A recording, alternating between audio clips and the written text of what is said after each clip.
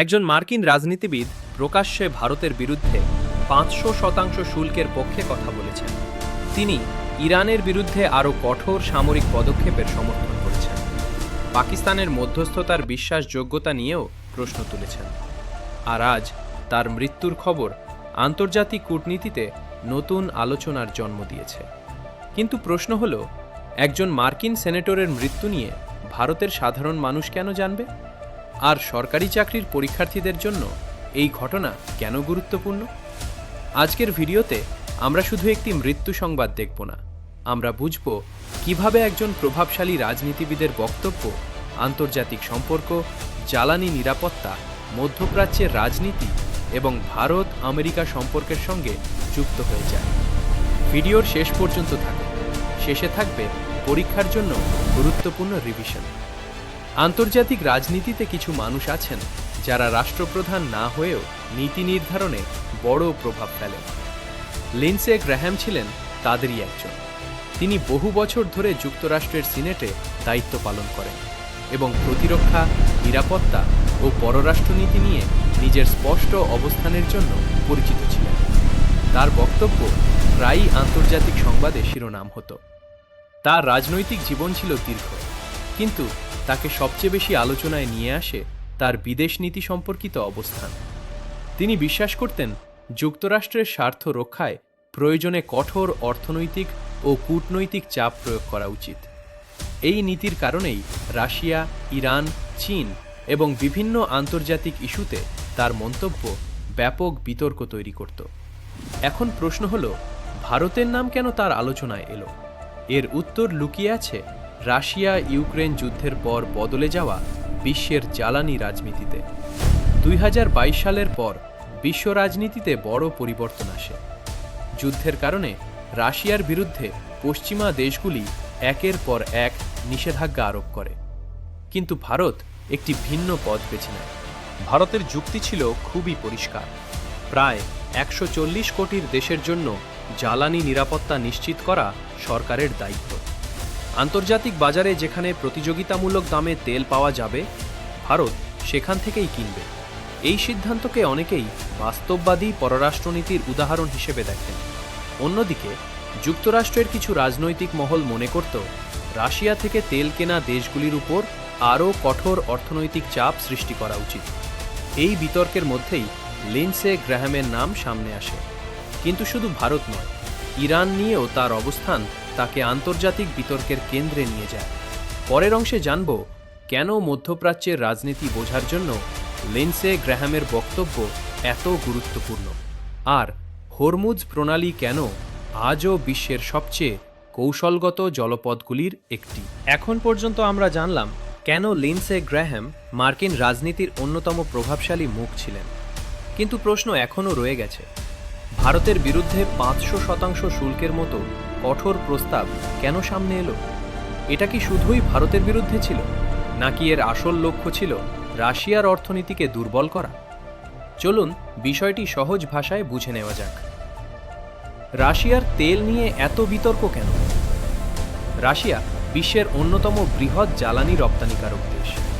বিশ্বের বহু দেশ রাশিয়ার কাছ থেকে অপরিশোধিত তেল কিনে নিজেদের রিফাইনারিতে তা পরিশোধন করে ব্যবহার করে।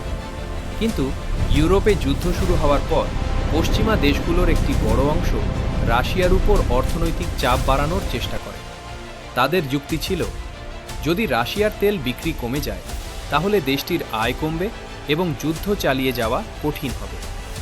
অন্যদিকে ভারত বলেছিল, ভারতের প্রথম দায়িত্ব দেশের নাগরিকদের জন্য সাশ্রয়ী জ্বালানি নিশ্চিত করা। এটাই ছিল ভারতের অবস্থান। কিন্তু এখানেই সামনে আসে একটি নতুন শব্দ, সেকেন্ডারি স্যাংশন। সেকেন্ডারি স্যাংশন কি? ধরুন, একটি দেশের উপর নিষেধাজ্ঞা রয়েছে, কিন্তু অন্য একটি দেশ সেই দেশের সঙ্গে ব্যবসা চালিয়ে যাচ্ছে।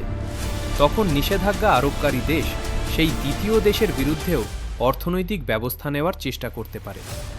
এটাকেই সাধারণভাবে সেকেন্ডারি স্যাংশন বলা হয়। এই ধারণাকে ঘিরেই মার্কিন রাজনীতিতে বড় বিতর্ক তৈরি হয়েছিল। ৫০০% ট্যারিফ আসলে কি বোঝায়? এখানে একটি বিষয় পরিষ্কার রাখা জরুরি। শুল্ক বা ট্যারিফ মানে হল বিদেশ থেকে আমদানি করা কোনো পণ্যের উপর সরকার অতিরিক্ত কর আরোপ করছে। যদি শুল্ক অত্যন্ত বেশি হয় তাহলে সেই পণ্য বাজারে অত্যন্ত ব্যয়বহুল হয়ে যায়, ফলে আমদানি কমে যেতে পারে। এই কারণেই বড় শুল্ককে অনেক সময় অর্থনৈতিক চাপের হাতিয়ার হিসেবে দেখা হয়। ভারত কেন রাশিয়ার তেল কেনে? অনেকেই প্রশ্ন করেন, ভারত কি শুধু রাশিয়ার কাছ থেকেই তেল কেনে? উত্তর, না। ভারত বিভিন্ন দেশ থেকে তেল আমদানি করে, কারণ ভারত নিজের প্রয়োজনের অধিকাংশ অপরিশোধিত তেল বিদেশ থেকে আনে। তাই আন্তর্জাতিক বাজারের দাম, সরবরাহ এবং পরিবহন সবকিছু বিবেচনা করে সিদ্ধান্ত নেওয়া হয়। এটাই ভারতের দীর্ঘদিনের নীতি। কিন্তু শুধু তেল নয়, লিন্ডসে গ্র্যাহামের সবচেয়ে বিতর্কিত বক্তব্য এসেছিল মধ্যপ্রাচ্য নিয়ে। আর সেই আলোচনা আমাদের নিয়ে যাবে বিশ্বের সবচেয়ে গুরুত্বপূর্ণ একটি জলপথে। হরমুজ প্রণালী কেন এত গুরুত্বপূর্ণ? আপনি যদি পৃথিবীর মানচিত্র দেখেন তাহলে দেখবেন পারস্য উপসাগর থেকে বিশ্বের বহু দেশে তেল যায় একটি সরু সমুদ্রপথ দিয়ে। এই পথের নাম হরমুজ প্রণালী। বিশ্বের জ্বালানি সরবরাহের জন্য এটি অত্যন্ত গুরুত্বপূর্ণ। যদি কোনো কারণে এই পথ বাধাগ্রস্ত হয় তাহলে আন্তর্জাতিক বাজারে তেলের দাম দ্রুত বাড়তে পারে। এই কারণেই ইরানকে ঘিরে যে কোনো উত্তেজনা শুধু মধ্যপ্রাচ্যের সমস্যা নয়, বরং পুরো বিশ্বের অর্থনীতির সঙ্গে যুক্ত। মনে রাখুন, হরমুজ প্রণালী পশ্চিম এশিয়ার অন্যতম কৌশলগত সমুদ্রপথ। বিশ্বের জ্বালানি বাণিজ্যে এর ভূমিকা অত্যন্ত গুরুত্বপূর্ণ। ভারতসহ বহু দেশ এই রুট দিয়ে জ্বালানি পরিবহনের উপর নির্ভরশীল। কিন্তু এখানেই গল্প শেষ নয়। লিন্ডসে গ্র্যাহাম শুধু ইরান নিয়েই বিতর্কে ছিলেন না, তিনি পাকিস্তানের ভূমিকা নিয়েও প্রকাশ্যে প্রশ্ন তুলেছিলেন।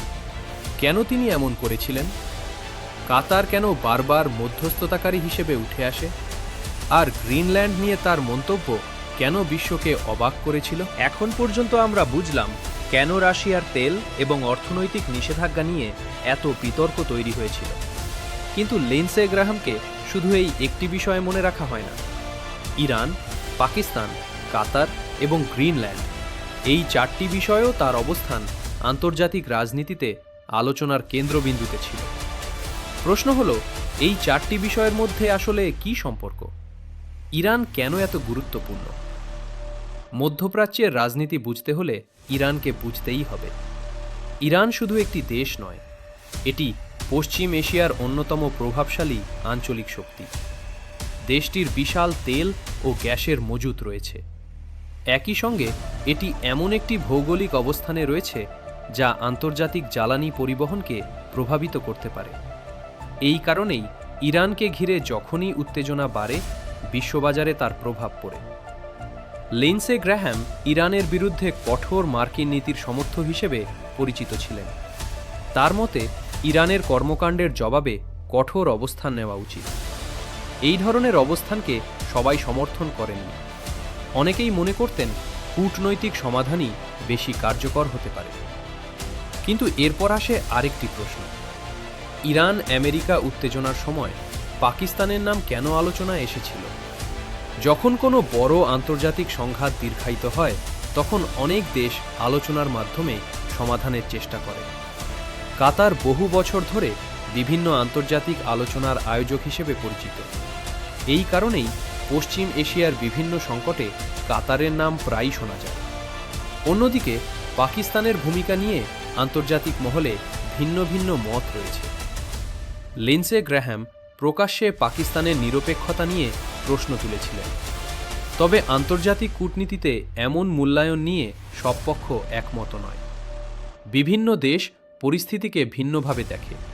এখানেই একটি বড় শিক্ষা রয়েছে। ভূরাজনীতিতে একই ঘটনাকে বিভিন্ন দেশ বিভিন্ন দৃষ্টিভঙ্গি থেকে ব্যাখ্যা করে। কিন্তু এখনও সবচেয়ে চমকপ্রদ অধ্যায় বাকি। কেন একটি বরফে ঢাকা দ্বীপ নিয়ে এত আগ্রহ আমেরিকার? প্রথম দেখায় গ্রিনল্যান্ডকে শুধু বরফে ঢাকা একটি বিশাল দ্বীপ মনে হতে পারে, কিন্তু ভূরাজনীতির দৃষ্টিতে এটি অত্যন্ত গুরুত্বপূর্ণ। কারণ আর্কটিক অঞ্চলের নতুন সামুদ্রিক পথ, বিরল খনিজ সম্পদের সম্ভাবনা এবং সামরিক কৌশলগত অবস্থান, এই তিনটি কারণে বিশ্বের বড় শক্তিগুলি এই অঞ্চলকে গুরুত্ব দেয়। গ্রিনল্যান্ড প্রশাসনিকভাবে ডেনমার্কের সঙ্গে যুক্ত একটি স্বায়ত্তশাসিত অঞ্চল। মার্কিন নিরাপত্তা ও আর্থিক কৌশল নিয়ে আলোচনায় বহুবার এই দ্বীপের গুরুত্ব উঠে এসেছে। একজন প্রভাবশালী মার্কিন সেনেটরের মৃত্যু কি শুধু ব্যক্তিগত ঘটনা, নাকি এর রাজনৈতিক প্রভাবও পড়তে পারে? ট্রাম্পের ভবিষ্যৎ পররাষ্ট্রনীতি, ভারত আমেরিকা সম্পর্ক এবং বৈশ্বিক কূটনীতিতে এর সম্ভাব্য প্রভাব কী হতে পারে? শেষ পর্বে আমরা সেই বিশ্লেষণ করব। সঙ্গে থাকবে সরকারি চাকরি পরীক্ষার জন্য 15টি সম্ভাব্য MCQ। এখন পর্যন্ত আমরা জানলাম একজন প্রভাবশালী মার্কিন সেনেটরের রাজনৈতিক অবস্থান, ভারতের জ্বালানি নীতি, ইরান, পাকিস্তান এবং গ্রিনল্যান্ডকে ঘিরে ভূরাজনীতির বিভিন্ন দিক। কিন্তু এখন সবচেয়ে বড় প্রশ্ন, একজন প্রভাবশালী রাজনীতিবিদের মৃত্যু কি আন্তর্জাতিক সম্পর্ককে বদলে দেয়? এর উত্তর এক কথায় দেওয়া যায় না, কারণ যুক্তরাষ্ট্রের পররাষ্ট্রনীতি কোনো একজন ব্যক্তির উপর নির্ভর করে না। প্রেসিডেন্ট, কংগ্রেস, বিভিন্ন সরকারি সংস্থা এবং দীর্ঘমেয়াদী কৌশল সব মিলিয়েই মার্কিন নীতি গড়ে ওঠে। তবে প্রভাবশালী নেতাদের অনুপস্থিতি রাজনৈতিক বিতর্কের ভাষা, অগ্রাধিকার এবং ভবিষ্যৎ নীতি নির্ধারণে প্রভাব ফেলতে পারে। ভারত ও যুক্তরাষ্ট্রের সম্পর্ক শুধু একটি বিষয়ের উপর দাঁড়িয়ে নেই। দুই দেশের মধ্যে রয়েছে প্রতিরক্ষা সহযোগিতা, প্রযুক্তি, মহাকাশ গবেষণা, বাণিজ্য, শিক্ষা, ইন্দো প্যাসিফিক অঞ্চলে কৌশলগত সহযোগিতা। অন্যদিকে ভারত তার কৌশলগত স্বায়ত্তশাসনের স্ট্র্যাটেজিক অটোনমি নীতি বজায় রাখার চেষ্টা করে, অর্থাৎ বিভিন্ন দেশের সঙ্গে সম্পর্ক রেখে নিজের জাতীয় স্বার্থকর্থকে অগ্রাধিকার দেয়। এই কারণেই ভারত একই সময়ে যুক্তরাষ্ট্রের সঙ্গে অংশীদারিত্ব বজায় রাখে, আবার বিভিন্ন বিষয়ে স্বাধীন সিদ্ধান্তও নেয়। এখন প্রশ্ন, এই পুরো ঘটনাটি থেকে একজন পরীক্ষার্থী কী শিখবে? চলুন 15টি গুরুত্বপূর্ণ প্রশ্ন দেখে নেওয়া যাক। 1. মার্কিন কংগ্রেসের উচ্চকক্ষের নাম কি? উত্তর, সেনেট। 2. ট্যারিফ বলতে কি বোঝায়? উত্তর, আমদানি করা পণ্যের উপর আরোপিত কর। 3. ইকোনমিক স্যাংশন কি? উত্তর, অর্থনৈতিক বা রাজনৈতিক চাপ সৃষ্টি করার জন্য নেওয়া ব্যবস্থা। 4. এনার্জি সিকিউরিটি বলতে কি বোঝায়? উত্তর, স্থিতিশীল জ্বালানি সরবরাহ নিশ্চিত করার ক্ষমতা। 5. হরমুজ প্রণালী কেন গুরুত্বপূর্ণ? উত্তর, আন্তর্জাতিক জ্বালানি পরিবহনের অন্যতম গুরুত্বপূর্ণ সমুদ্রপথ। 6. গ্রিনল্যান্ড প্রশাসনিকভাবে কার সঙ্গে যুক্ত? উত্তর, ডেনমার্ক। 7. কাতারের রাজধানী কি? উত্তর, দোহা। 8. আর্কটিক অঞ্চলের গুরুত্ব কেন বাড়ছে? উত্তর, নতুন সমুদ্রপথ, খনিজ সম্পদ এবং কৌশলগত অবস্থানের জন্য। 9. ভারতের পররাষ্ট্রনীতির একটি গুরুত্বপূর্ণ নীতিটি কি? উত্তর, স্ট্র্যাটেজিক অটোনমি। 10. ভারত কেন বিভিন্ন দেশ থেকে তেল আমদানি করে? উত্তর, জ্বালানি নিরাপত্তা ও বাজার ভিত্তিক প্রয়োজনের কারণে। 11. জিওপলিটিক্স কি? উত্তর, ভৌগোলিক অবস্থান কিভাবে আন্তর্জাতিক রাজনীতি ও কৌশলকে প্রভাবিত করে তার অধ্যয়ন। 12. LNG এর পূর্ণরূপ কি? উত্তর, লিকুইফাইড ন্যাচারাল গ্যাস। 13. পশ্চিম এশিয়া কেন গুরুত্বপূর্ণ? উত্তর, জ্বালানি সম্পদ, বাণিজ্য পথ ও কৌশলগত অবস্থানের জন্য। 14. আন্তর্জাতিক সম্পর্কে কূটনীতির ভূমিকা কি? উত্তর, সংঘাত কমানো, আলোচনা ও সহযোগিতা বৃদ্ধি করা। 15. বড় আন্তর্জাতিক খবর পড়ার সময় সবচেয়ে গুরুত্বপূর্ণ বিষয় কি? উত্তর, খবরের সঙ্গে তার ঐতিহাসিক, অর্থনৈতিক ও ভূরাজনৈতিক প্রেক্ষাপটও বোঝা। বন্ধুরা, আন্তর্জাতিক রাজনীতি শুধু রাষ্ট্রনেতাদের বক্তব্যের মধ্যে সীমাবদ্ধ নয়। এর সঙ্গে জড়িয়ে থাকে অর্থনীতি, জ্বালানি, নিরাপত্তা, কূটনীতি এবং কোটি কোটি মানুষের ভবিষ্যৎ। তাই কোনো বড় আন্তর্জাতিক খবর দেখলে শুধু শিরোনাম নয়, তার পেছনের কারণগুলোও বোঝার চেষ্টা করুন। আপনি যদি UPSC, WBCS, SSC, rail banking বা অন্য কোনো সরকারি চাকরির পরীক্ষার প্রস্তুতি নেন, তাহলে এই ধরনের বিশ্লেষণ আপনার কারেন্ট অ্যাফেয়ার্সকে আরও শক্তিশালী করবে।